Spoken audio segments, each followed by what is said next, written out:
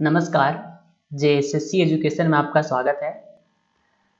बहुत स्टूडेंट्स बोल रहे थे कि सर आप अपना चेहरा क्यों नहीं दिखाते हैं, तो चलिए आपके लिए मैंने शुरुआत कर दिया है। इस वीडियो से हम लोग एक दूसरे को जानेंगे, पहचानेंगे और एक कनेक्शन हमारे बीच में इस्टेब्लिश होगा। ये मेरा फर्स्ट वीडियो है कैमरा के साथ, तो आपको कहीं पर भी कोई भी अनकंफर्टेबल फील हो रहा हो कि सर नहीं यहाँ पे ये चेंज होना चाहिए था, तो मुझे डेफिनेटली बताइएगा। आप कमेंट बॉक्स में भी कमेंट करके बता सकते हैं, या फिर जो हमारा नंबर दिया गया है, जो हमारा हेल्पलाइन नंबर है, उसमें भी आप कमेंट करके या व्हाट्सएप करके या कॉल करके भी बता सकते हैं। तो आज हम लोग पढ़ेंगे विल्किंसन रूल। विल्किंसन रूल एक बहुत ही ज़्यादा इंपॉर्टेंट टॉपिक है अगर आप झारखंड हिस्ट्री को अच्छे से कवर करना चाहते हैं। तो अगर आप विल्किंसन के बारे में नहीं जान रहे हैं, वो कैसे स्टार्ट हुआ था, वो कौन था, तो झारखंड हिस्ट्री में कहीं ना कहीं आपका कुछ ना कुछ छूटेगा। तो अगर झारखंड हिस्ट्री आपको बहुत अच्छे से करना है तो विल्किंसन रूल और विल्किंसन के बारे में आपको बहुत अच्छा जानकारी होना चाहिए। तो इस वीडियो हम लोग वही करेंगे कि पूरा का पूरा विल्किंसन के बारे में जानेंगे और विल्किंसन रूल क्या है वो जानेंगे, इसका इस्तेमाल क्यों किया गया, अगर विल्किंसन रूल नहीं आता तो क्या झारखंड में क्या प्रभाव पड़ता। तो ये पूरा चीज को हम लोग देखेंगे। ये साउथ वेस्ट फ्रंटियर एजेंसी का आपने नाम सुना होगा। ये एजेंसी क्या है? साउथ वेस्ट फ्रंटियर एजेंसी नाम कुछ अटपटा लग रहा है, लेकिन मैं आपके लिए इतना सिंपल इसको कर दूंगा कि एक लेमैन का जो आदमी है वो भी इसको समझ जाएगा। मतलब अगर मैं गांव में किसी को थर्ड पर्सन को बैठा के मैं बताऊंगा देखो ऐसा हुआ था, तो वो भी इस चीज को समझ जाएगा। तो इतनी आसान भाषा में हम लोग समझेंगे और भरोसा कीजिए कि जो मैं वीडियो बता रहा हूँ उससे क्वेश्चन कंफर्म है एग्जाम में। आप देखिएगा मैं यहाँ पे बहुत सारे क्वेश्चन इंक्लूड किया हूँ, प्रैक्टिस क्वेश्चन इंक्लूड किया हूँ, जिसमें मैं आपको प्रीवियस ईयर जेएसएससी के क्वेश्चन दिखाऊंगा जो कि डायरेक्ट यहीं से पूछे गए हैं। और इसका क्या ताल्लुक है, जो कोल विद्रोह और हो विद्रोह हुआ था आपका कोल्हान प्रमंडल में हुआ था, उसका क्या दोनों का तालमेल है वो भी हम आपको यहाँ पे डिस्कस करके बताएंगे। तो आपको एक ओवरव्यू इतना अच्छा इसे डेफिनेशन आपको मिलेगा जो कि शायद ही आपको बुक्स में इतना क्लैरिटी के साथ आपको मिलेगा। तो इसके पीछे काफ़ी मेहनत लगी है, 8 से 10 घंटे का रिसर्च लगा है, तो इसके बाद मैं आपके लिए वीडियो तैयार कर पाया हूँ। तो चलिए हम लोग समय ना गवाते हुए वीडियो को स्टार्ट करते हैं। तो आगे बढ़ने से पहले मैंने बता दूं कि अगर आप जेएसएससी का आने वाली परीक्षाओं में तैयारी करना चाहते हैं और उसमें अपनी सीट कंफर्म करना चाहते हैं आप, तो आप हमारे क्लासेस को ज्वाइन कर सकते हैं। हमारे क्लासेस चल रहे हैं जेएसएससी के सभी परीक्षाओं के लिए, चाहे वो आपका ये सचिवालय हो, सब इंस्पेक्टर हो, आपका पंचायत सचिव हो, एक्साइज कांस्टेबल हो, वन रक्षी हो, सभी के लिए हमारे कोर्सेज जारी हैं। आप कंबाइंड कोर्सेज भी यहाँ पे यूज कर सकते हैं और आप कंप्लीट झारखंड, जो स्पेशल झारखंड है, उसको भी आप यहाँ पे देख सकते हैं। हम लोगों ने यहाँ पे बहुत एक प्रोफेशनल वे हम लोगों ने लगाया हुआ है, जो कि आपको झारखंड में शायद ही देखने को मिलेगा। कि सारे जो सुख सुविधाएं आपको सभी कुछ ऐप में मिलेंगे। आपको कहीं पर भी कोई टेलीग्राम में हम लोग वीडियोस नहीं भेजते हैं, वो हमारी पॉलिसी नहीं है। तो हम लोग यहाँ पे पूरा प्रोफेशनल वे जो होता है, आप ऐप में जाइएगा, ऐप में सारे कुछ आपको डेफिनेशन, वीडियोस, टेस्ट सीरीज सारे कुछ आपको वहीं पे अवेलेबल मिलेंगे। और आपको कहीं पर भी कोई डाउट होता है तो आप इन नंबर पे कॉल करके जानकारी प्राप्त कर सकते हैं। हम लोगों ने अभी इंडिपेंडेंस डे के लिए एक ऑफर निकाला हुआ है 10% एक्स्ट्रा डिस्काउंट का, तो उसके लिए आप कूपन कोड यूज कीजिएगा वहाँ पे इंडिया, तो आपको 10% का डिस्काउंट मिल जाएगा। तो आप क्लासेस वहाँ पे ज्वाइन कर सकते हैं। ठीक है, तो चलिए हम लोग क्लास को स्टार्ट करते हैं देर ना करते हुए। तो विल्किंसन को समझने के लिए हम लोग को जाना पड़ेगा 1765 में, मतलब 1765 ईस्वी में हम लोग को जाना पड़ेगा। 1765 ईस्वी में हुआ क्या था? 1765 ईस्वी में जो ब्रिटिश गवर्नमेंट था वो शाह आलम द्वितीय के साथ एक ट्रीटी किया था। ट्रीटी क्या किया था कि शाह आलम द्वितीय जी पूरा का पूरा साल का हम आपको 26 लाख रुपया देंगे। ठीक है, 26 लाख रुपया देंगे और उसके बदले में ये क्या चाहिए, इसको चाहिए कि मुझे बंगाल प्रेसिडेंसी, उस समय बंगाल प्रेसिडेंसी क्या था, मतलब अभी का बिहार, अभी का झारखंड, अभी का उड़ीसा और अभी का बंगाल, ये 4 स्टेट का उसको क्या चाहिए, उसको दीवानी राइट्स चाहिए। ये दीवानी राइट्स क्या होता है? दीवानी राइट्स का इतना सिंपल मतलब है कि आप मुझे 26 लाख रुपया सालाना दीजिए और इसके बदले में आप ये जो 4 स्टेट है इस पर आप टैक्स वसूलिए और यहाँ के लोगों को कंट्रोल कीजिए। इसका मतलब यही हुआ कि सिंपल भाषा में कि पूरा का पूरा जो चीज है आप संभालिए और मुझे 26 लाख रुपए पर सालाना दे दीजिए, बस इतने में हम खुश हैं। तो ये दीवानी राइट्स होता है। तो 1765 ईस्वी में दीवानी राइट्स इसको मिल गया और 26 लाख रुपया इसका सालाना देने का यहाँ पे ट्रीटी भी हो गया। अब 26 लाख रुपया जब सालाना शाह आलम द्वितीय को देगा तो इसके बदले में वो क्या करेगा, ब्रिटिश, वो टैक्स तो वसूलेगा, तरह तरह का टैक्स लगाएगा, वो वसूलेगा। तब उसको 26 लाख रुपए से तो ज्यादा पैसा कमाना है। अगर 26 लाख रुपए पैसा ज्यादा कमाना है उसको क्या करना पड़ेगा, अलग अलग उसको टैक्स लगाना पड़ेगा।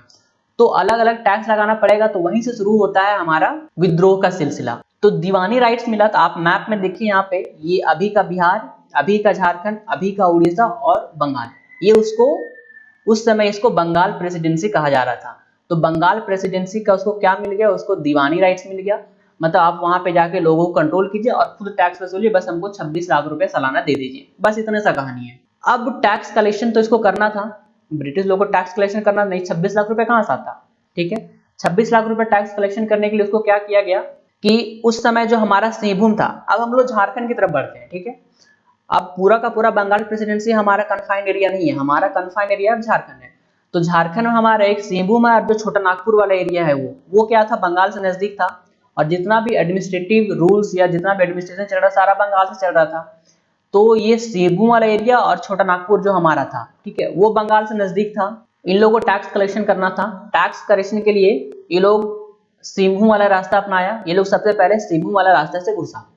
अब सिंहभूम वाला रास्ता जैसे घुसा तो वहां पे क्या हो रहा है, अभी 1765 का बात हो रहा है, 1765। तो 1765 में क्या हो रहा है, वहां पे ट्राइबल विद्रोह चल रहा है, जनजातीय विद्रोह चल रहा है वहां पे बहुत सारा। और उसी समय जब टैक्स कलेक्शन वगैरह स्टार्ट हुआ यहाँ पे, तो इसके तुरंत बाद ही यहाँ पे होता है आपका कोल विद्रोह 1831-32। कोल विद्रोह यहाँ पे होता है। तो यहाँ पे कोल विद्रोह और जनजातीय विद्रोह यहाँ पे शुरू होने लगे। अब क्या हुआ कि जनजातीय विद्रोह यहाँ पे शुरू हो गया, कोल विद्रोह चल रहा था। तो उस समय रामगढ़ बटालियन, जो हमारा रामगढ़ बटालियन ऑलरेडी था उस समय, उसका ब्रिटिश कमांडेंट था टी विल्किंसन।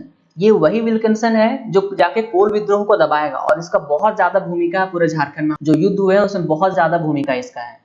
तो टी विल्किंसन जो था वो ब्रिटिश कमांडेंट था रामगढ़ बटालियन का। वो क्या सोचा कि यहाँ पे अव्यवस्था बहुत फैला हुआ है, यहाँ पे जो एरिया है ऑलरेडी बहुत डिस्टर्ब है, मैं यहाँ पे डायरेक्ट रूल नहीं कर पाऊंगा। तो वो क्या बोला कि बेटर है कि ये जो एरिया है वो ईस्ट इंडिया कंपनी के अंदर आ जाए, मतलब ईस्ट इंडिया कंपनी डायरेक्ट इसको रूल करे तो वो ज्यादा बेटर रहेगा रादर देन कि हम इसको यहाँ पे रूल करें। तो विल्किंसन का यहाँ पे चालाकी देखिए, वो क्या किया कि वो खुद बाहर ना लेकर वो सीधे बोल दिया कि ये एरिया में बहुत सारा अशांति फैला हुआ है, बहुत सारा विद्रोह हो रहा है, आप खुद ही डायरेक्ट यहाँ पे समझाइए, चीजों को संभालिए खुद ही यहाँ पे। तो डायरेक्ट जो ये एरिया था अब ईस्ट इंडिया कंपनी के अंदर आ गया। जब ये रिपोर्ट दिया बंगाल में कि ये एरिया बहुत अशांत है, आपको खुद यहाँ पे रूल करना चाहिए, जब विल्किंसन ने ईस्ट इंडिया कंपनी को बता दिया कि आप खुद यहाँ पे रूल कीजिए, यहाँ पे बहुत अशांति फैली हुई है, तो ईस्ट इंडिया कंपनी ने क्या किया, रेजोल्यूशन 13 पास किया ऑफ 1833, 1833 में रेजोल्यूशन पास किया। वो रेजोल्यूशन क्या पास किया, वो रेजोल्यूशन में ये लिखा गया कि एक हम लोग नया एरिया बनाते हैं, उसका नाम क्या रहेगा, साउथ वेस्ट फ्रंटियर एजेंसी। अब बस नाम याद रख लिए, साउथ वेस्ट फ्रंटियर एजेंसी। इसका बस इतना ही मतलब है कि अब हम एक एरिया बनाएंगे जो कि डायरेक्ट कंपनी के रूल में होगा, इसका सिंपल मतलब इतना ही है, ठीक है। तो साउथ वेस्ट फ्रंटियर एजेंसी को एक एरिया बनाया गया छोटा नागपुर को, ठीक है, कि डायरेक्ट वो एरिया जो रहेगा, ये जो एरिया रहेगा डायरेक्ट अब ईस्ट इंडिया कंपनी इसको देखेगी। अलग अलग जो मजिस्ट्रेट वगैरह वहां पे थे उस समय नहीं देंगे, सीधे अब ईस्ट इंडिया कंपनी उसमें दखल देगी, हम लोग कोई इसमें दखल नहीं देंगे। तो ये एरिया था आपका प्रेजेंट का छोटा नागपुर वाला एरिया था, जिसको साउथ वेस्ट फ्रंटियर एजेंसी बनाया गया वो लोगों ने। अभी तक बात क्लियर है साउथ वेस्ट फ्रंटियर एजेंसी क्या है। अब क्या किया गया, ये एरिया तो बना दिया गया, अब ये एरिया किसके डायरेक्ट कॉन्टैक्ट में है, आपका ईस्ट इंडिया कंपनी के डायरेक्ट कॉन्टैक्ट में है। तो जो साउथ वेस्ट फ्रंटियर एजेंसी बनाया उसका एक एजेंट बनाया और उसका नाम क्या रखा गया पोस्ट का, उसका नाम रखा गया principal agent to the governor general. उस समय तो गवर्नर जनरल चल रहा था और गवर्नर जनरल किसको अभी आइडेंटिफाई कर रहा है, अभी आइडेंटिफाई कर रहा है वो ईस्ट इंडिया कंपनी को।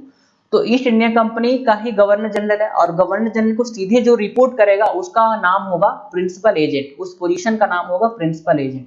तो SWFA बनाया गया कि इस एरिया जो रहेगा आपका सीधे ईस्ट इंडिया कंपनी के अंतर्गत रहेगा और इसका जो एजेंट रहेगा जो डायरेक्ट कॉन्टैक्ट करेगा आप गवर्नर जनरल को, उसका नाम रहेगा प्रिंसिपल एजेंट। और सबसे पहला प्रिंसिपल एजेंट किसको बनाया गया, वही विल्किंसन को बनाया गया सबसे पहला प्रिंसिपल एजेंट। तो अभी आपको पता चल रहा होगा कि अभी हम लोग बढ़ रहे हैं, अभी हम लोग विल्किंसन रूल की तरफ बढ़ रहे हैं। तो ये सब भूमिका आपको बहुत जानना जरूरी है, अगर बीच से मैं चीजों को कट कर दूंगा तो चीजें आपको समझ में नहीं आएंगी, इसलिए मैं इस चीज को लगातार लेकर जाते रहा हूं आपके साथ। अब देखिए क्या होता है, अब एक चीज जो होता है, अभी तो कोल विद्रोह हो गया, कोल विद्रोह हो गया आपका 31-32 में हो गया कोल विद्रोह। जब कोल विद्रोह 31-32 में हुआ तो उसको सप्रेस करने के लिए तो विल्किंसन क्या बोला कि यहाँ पे बहुत अशांति फैला हुआ है, ये एरिया सीधे गवर्नर जनरल के अंतर्गत में आएगा। तो वहां पे जो राजा लोग थे, जो आपके पोड़ाहाट के राजा लोग थे, वो लोग क्या किए, वो लोग ईस्ट इंडिया कंपनी का बात मानने लगे। जब वहां पे ईस्ट इंडिया कंपनी का बात मानने लगे, जब वो लोग टैक्स देने लगे, वो लोग के लिए मार्ग प्रशस्त कर दिया कि आप आइए यहाँ पे टैक्स कलेक्ट कीजिए। नहीं तो अगर शुरू में ही हम लोग लड़ने लगते कि नहीं आप यहाँ पे टैक्स कलेक्ट नहीं कर सकते, ये हमारा एरिया है, तो फिर बात कुछ और होता। लेकिन वहां पे जो राजा लोग थे, जो सिंहभूम के राजा लोग थे, वो ईस्ट इंडिया कंपनी का बात मानने लगे। तो अब जब बात मानने लगे वो लोग, तो वहां पे जो हो विद्रोह था, वो हो विद्रोह वहां पे जाग उठा। वहां पे जो हो विद्रोह उठा, वो कौन कौन से एरिया से उठा, वहां पे हो लोगों का बहुत बड़ा वर्चस्व है, वहां पे हो लोगों का जनसंख्या बहुत ज्यादा है। कौन कौन से एरिया, पोड़ाहाट के एरिया, मतलब ये वाले यहाँ पोड़ाहाट की पहाड़ी है, फिर सरायकेला और खरसावा, मतलब ये वाला एरिया की हम बात कर रहे हैं बेसिकली, ये वाला एरिया का पोड़ाहाट हो गया आपका, और सरायकेला खरसावा। तो यहाँ पे जो हो लोग यहाँ पे रहते थे, वो लोग अब क्या करने लगे, अपने जो वहां पे एग्जिस्टिंग राजा लोग थे, ठीक है, जो वहां पे रूल कर रहे, जो वहां पे लोकल में रूल कर रहे थे, उसके खिलाफ वो लोग अब लड़ाई करने लगे कि तुमने क्यों यहाँ पे अंग्रेजों को जगह दिया यहाँ पे आने का। ठीक है, बात भी सही है कि आप अंग्रेजों को जगह दे रहे हैं यहाँ पे, लोकल आदमी लोग तो यहाँ पे आवाज उठाएगा ही उठाएगा। तो हो जनजाति के लोग भी वहां पे आवाज उठाने लगे अपने लोकल राजाओं के खिलाफ कि तुम यहाँ पे अंग्रेजों को क्यों यहाँ पे आने दे रहे हो, हमारा यहाँ पे हालत खराब हो रहा है, हम लोग को बहुत दमन यहाँ पे सहना पड़ेगा। अब देखिए क्या हुआ, अब जो वहां पे लोकल राजा लोग थे, ठीक है, अब लोकल राजा लोग अब क्या किया कि ऑलरेडी वो लोग क्या किया कि ईस्ट इंडिया कंपनी के साथ गठबंधन बना लिया था कि ठीक है हम लोग आपस में काम करते हैं। अब जब हो विद्रोह यहाँ पे शुरू हो गया, हो लोग यहाँ पे विद्रोह करने लगे, तो जो लोकल राजा लोग थे अब वो सीधे ईस्ट इंडिया कंपनी को कॉन्टैक्ट करने लगे कि यहाँ पे हम लोग का बचाइए, अब हम लोग यहाँ पे नहीं रह सकते हैं, अब हम लोग को बचाना पड़ेगा आपको। तो अब क्या हुआ, ईस्ट इंडिया कंपनी वहां पे पूरा का पूरा सेना भेजा वहां पे, और सेना भेजा वहां पे, तो लगभग 600 गांव, लगभग 600 गांव के जो मुंडा मानकी लोग थे, पूरा का पूरा लड़ाई हुआ। और ये एक लड़ाई हुआ था, आप याद कीजिएगा, मैं आपको, आप कमेंट बॉक्स में मुझे बताइए कि हो और मेजर रफसेस और विल्किंसन के बीच में लड़ाई कब कब हुई थी। मैं आपको हिंट दे देता हूं कि ये रोरो नदी के तट पर हुआ था लड़ाई, ठीक है। अगर मैं हो और कोल विद्रोह में चला जाऊंगा तो फिर ये टॉपिक अलग हो जाएगा आपका, इसलिए मैं अभी उसमें नहीं जा रहा हूँ।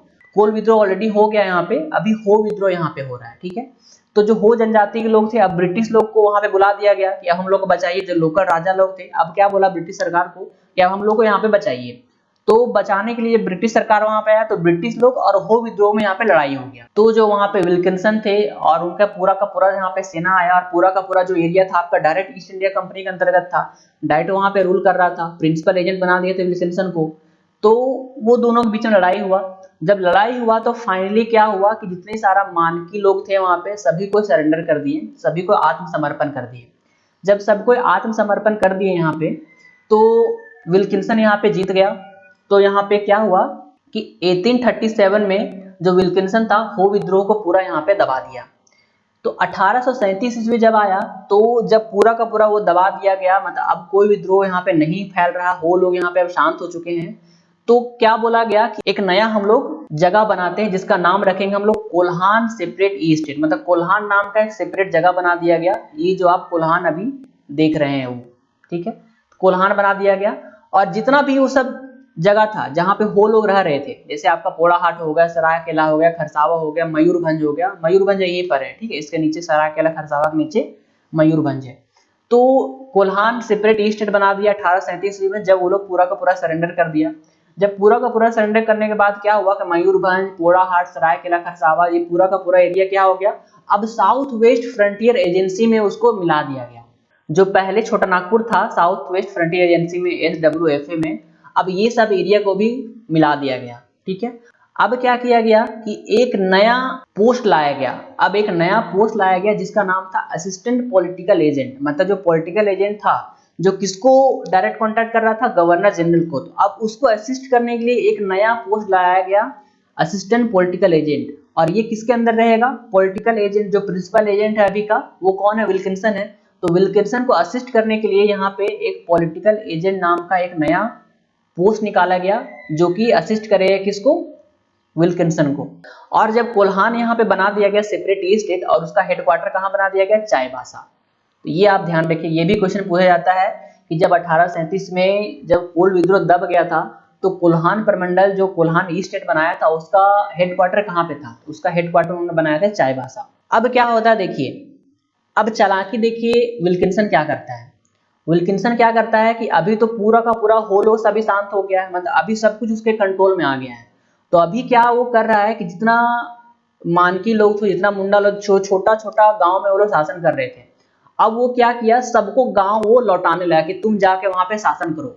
ठीक है, अभी इसमें और जो पहले शासन करे उसमें फर्क क्या रहा, उसमें फर्क ये रहा कि पहले जब वो शासन कर रहा था उसका मालिक खुद था, खुद जो काम करता था उसका किसी को डेफिनेशन नहीं देना पड़ता था, कोई वहां पे सुनवाई नहीं होती थी। लेकिन अभी क्या है कि अभी तो वो लोग शासन कर रहे हैं, सभी मुंडा लोग वहां पे अपना राज्य लौटा दिए, लेकिन क्या हो गया, वो किसके अंडर में हो गया, वो आपका प्रिंसिपल एजेंट मतलब विल्किंसन के अंदर में वो हो गया अभी आपका। तो ये जो विल्किंसन काम किया कि पूरा का पूरा जो मुंडा मानकी लोग था, जिसका हो विद्रोह में वो लोग आगे आए थे, जिसको सप्रेस कर दिया गया था, तो उसको पूरा का पूरा एरिया लौटा दिया गया कि तुम वहां पे जाके काम करो, तुम वहां पे अपना अपना एरिया काम करो। लेकिन वो रिपोर्ट किसको करेंगे, वो रिपोर्ट करेंगे सीधे SWFA को, मतलब विल्किंसन को वो रिपोर्ट करेंगे। तो इसी को बोला गया विल्किंसन रूल, यही विल्किंसन रूल था। और ये विल्किंसन रूल 1834 ईस्वी में फ्रेम्ड कर दिया गया था, मतलब बना लिया गया था विल्किंसन के द्वारा। मतलब 1834 में उसने सोच लिया था कि हमको ये करना है और उसका पूरा ड्राफ्ट तैयार कर लिया गया था, लेकिन ये वो लागू कब हुआ, वो लागू हुआ आपका 1837 ईस्वी में। ये हो गया आपका विल्किंसन रूल। तो ये देखिए पूरा का पूरा ये कैसे जाके कहानी तैयार हो रहा है। तो अगर आपको ये चीज बहुत अच्छे से क्लियर होगा तो बहुत अच्छा से आपको झारखंड हिस्ट्री पढ़ने में मदद मिलेगी। अब जब SWFA हो गया, प्रिंसिपल एजेंट का एक असिस्टेंट बना गया यहाँ पे, ठीक है, विल्किंसन रूल लागू हो गया, तब क्या हुआ, तब जो SWFA है मतलब जो साउथ वेस्ट फ्रंटियर एजेंसी है, उसका नाम बदल दिया गया कमिश्नरी।